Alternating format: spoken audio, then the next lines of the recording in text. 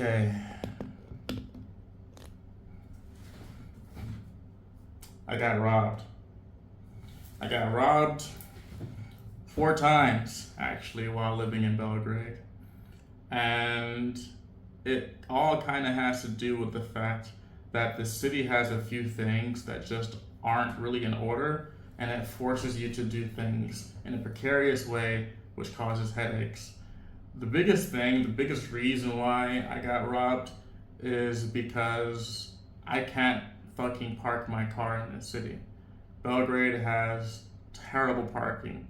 The infrastructure just isn't built the right way to allow people to park easily. The public transportation isn't good enough for people to think they don't need a car. So there's this weird imbalance where you have to park your car somewhere because you have to drive to go A to Z, but you can't park anywhere because the parking rules are kind of off, especially if you're a tourist, especially if you're someone who isn't a native but is spending a long time here, like myself. The first time I got robbed was in this dirt lot close to Dorchel. It's kind of this lot ran by gypsies. And basically, I parked there. I was planning on staying for a while. And usually when you park there, you pay the gypsies some amount of money and they just kind of take care of you. And some weeks go by, and it seems someone, I guess, figured my vehicle was abandoned because I just didn't drive it for a few weeks. It's a van, so maybe they thought, okay, this guy, he must have dropped his van off and left. So someone shimmied the door, and they went inside, but they didn't take anything. I assume the gypsies must have stopped them. Gypsies, Romani, whatever you want to call them, they helped me out that time, I think. Second time, I wasn't so lucky. I was basically on Boulevard Crowley, Alexandria, and someone, I'm not sure who, maybe a homeless guy, decided to get into my vehicle. I'm not sure the second time I even locked my vehicle. All I know is my vehicle was broken into. And of course you should know when your vehicle is locked, but after the first time my vehicle was broken into, basically the locking mechanism was kind of broken, so I couldn't really tell all the time if my vehicle was locked. It was something I was working on getting fixed actually that week, but I didn't because it was just a lot of going back and forth between locksmiths and other mechanics to see what the problem was, to see how to fix it. It's never that simple in the city to get something done. So I guess the guy got into the vehicle. He didn't take anything because I assume what happened was he saw my camera. It was basically like in the driver's seat area, and it was pointed towards the back of the van. So maybe he saw the camera and assumed that there was like a security camera in the van, and that freaked him out and he left because all he did was take a little bit of food, which was fine with me. Second instance of being broken into, nothing important happened. The third time, I wasn't so lucky. The third time, I parked my vehicle close to the dirt lot in Dorchel, but I didn't park it in the dirt lot because I didn't want to pay the gypsies. I didn't want to deal with the headache. Also, there was barely any parking available in the area. And this was actually the week I was really going to get my vehicle fixed up, get all the things that I've been working on getting fixed. I was days away from getting my door fixed as well. And well, once again, someone breaks into the vehicle. Now the door was locked this time. I'm 100% sure it was locked, but I think with the right crowbar or pipe, you could easily pop the door open. You don't really have to try that hard to pop the door open. You just need to put a metal object between the locking mechanism on the driver's seat door, and it will come out eventually. You'll probably damage a few things, which they did, but it will pop open. So someone popped it open and they took everything. They took the radio face, so like not the whole radio mechanism, just the actual face. They took all of the electronics that weren't strapped down. They almost even took the battery. They took my inverter that powers the rear part of my vehicle, but they didn't take the rear battery because it was really big. So they probably assumed it was too big to carry around. They took everything. They took anything that seemed some semblance of expensive. They didn't really take anything that was sentimental, but they definitely looked. And if it was sentimental and it had some monetary value, they would have taken it. They even took USB cables. They were on a mission to take everything. So that really hurt. That was about 1,500 euros worth of things stolen. And it really put me back emotionally. I always felt like the city was pretty safe, that people were very kind, that petty theft wasn't that big of a deal. And it's true, if I lived in Atlanta or Los Angeles or New York City, I'd probably get my vehicle broken into just as many times, probably. But I don't know, I just kind of assumed the Balkans were different, that even though people do struggle, they have respect for other space. But based off the things I've heard from people, like their cottages in the countryside being broken into for fun, people's cars being broken into in the city and outside of the city, neighbors breaking into apartments when they find an easy lick. I guess there is theft that happens around here.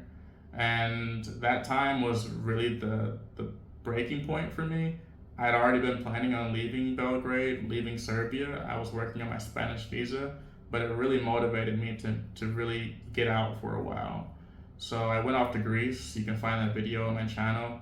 And I just took some time, about a month, to just be to myself mentally, emotionally, outside of Belgrade, outside of Serbia.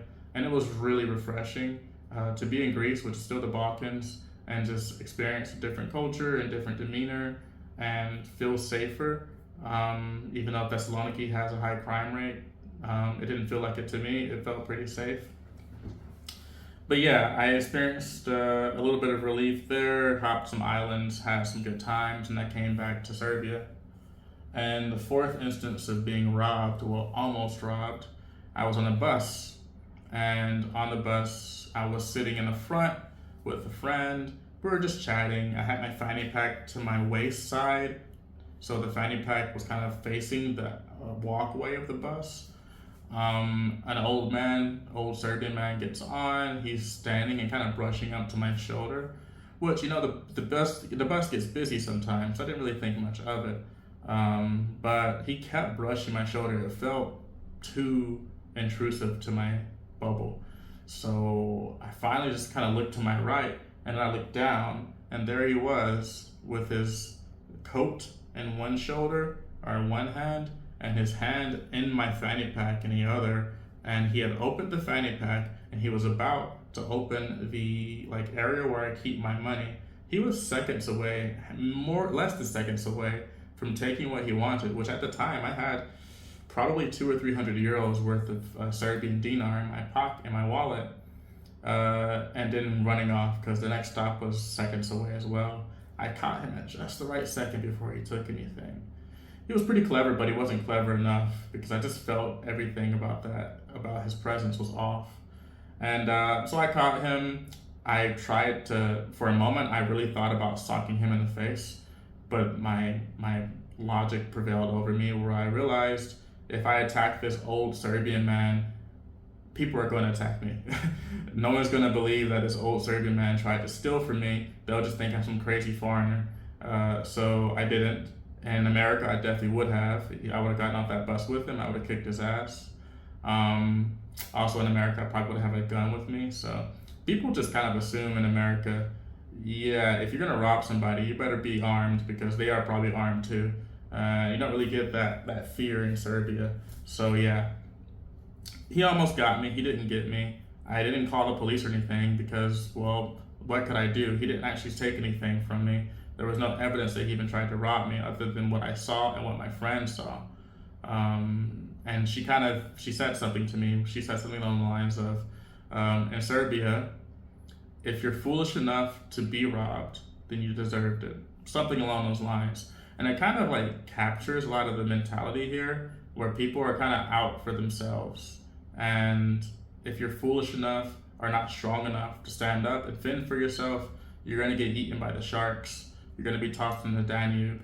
And I really hate that mentality, because, well, we should always be there for each other. And my mindset and my community where I come from, people stand up for the weakest man around them, because you're only as strong as the weakest person in your group. But that isn't really practiced all the time here. Of course, people are very pious, very religious, but you still see plenty of people who need help who don't get any. You can still walk down the street and see someone literally collapsed, and maybe someone will eventually help them. But oftentimes I see people struggle and they get no love. And, that's one of the many reasons why I felt like it was time for me to go. Not the only reason. I just felt between the high cost of living of Belgrade, the, say, lack of cohesive community, and the frustrations when it comes to things, simple things like parking or doing certain things with the government. I have to do everything with my lawyer because nobody will even speak to you without a lawyer, basically. I felt like the city just wasn't welcoming enough. It wasn't a warm embrace. It was more like a cold, distant brush on the shoulder, and then the occasional theft. Nevertheless, I'm still here. I have a few more weeks before I run off to Spain. I really appreciate my time in Serbia. I think I probably would have been better off living in Vojvodina for a while, but I spent almost 9 months in Belgrade instead. I think that the people I met are lovely. A lot of amazing people, a lot of amazing women. If you're a single man, you should come to Serbia. You'll probably find your wife. Um, but there's a lot of those headaches that really make it hard for me to digest the idea of living, at least in Belgrade, and definitely maybe somewhere in Novi Sad, maybe somewhere in Subotica, but living in Belgrade, and definitely just, even though everything is here, it just feels so soulless sometimes. And then it feels so heartless when these things happen to you. I don't think I could flourish, basically. I need a place where I can flourish. I need a place where I get warm smiles. I need a place where I can do things foolishly sometimes and feel safe. So, unfortunately, I don't think that city is Belgrade for me. But once again, I love my time here, and I hated my time here, but I think I loved it more than I hated it. And I think I'll end with a quote from this one guy. He's a old-time expat of Belgrade, and I think his name is Chris Parker. He wrote a book called Grumpy in Belgrade, and it kind of captures somehow some of the cutthroat behavior of the city and the nightmare of parking. In the white city on the Danube, there are at least a zillion cars. I've counted them. Unfortunately for us, denizens of the city, there are only about 27 parking places. 3 are reserved for handicapped drivers, 23 are reserved for the government. From 06 to 24, naturally this introduces an element of competition into the free-for-all that is loosely called parking in any major European capital. At any given point during the day, half of the city is trawling for a coveted parking spot. They drive slowly down the side streets. Their eyes are narrowed and darting left and right. If you are close enough, you can see the muscles of their jaws set and a little tighter than usual. Some of them are sweating feverishly. In the meantime, the other half of the Belgrade driving population is stepping blithely from their driver's seats, locking their doors, and giving a smug, in-your-face gloating grin to the slow-motion parade. We found a place. Why can't you? Na na na na na na. Aggression nearly always spikes dramatically in people when they are driving under these circumstances. We scream obscenities, gesticulate, and turn, forcibly smiling to our children in the back of the seat and say, I'm just showing you how not to behave. In the meantime, some guy has nicked your rearview mirror while your head was turned. More yelling.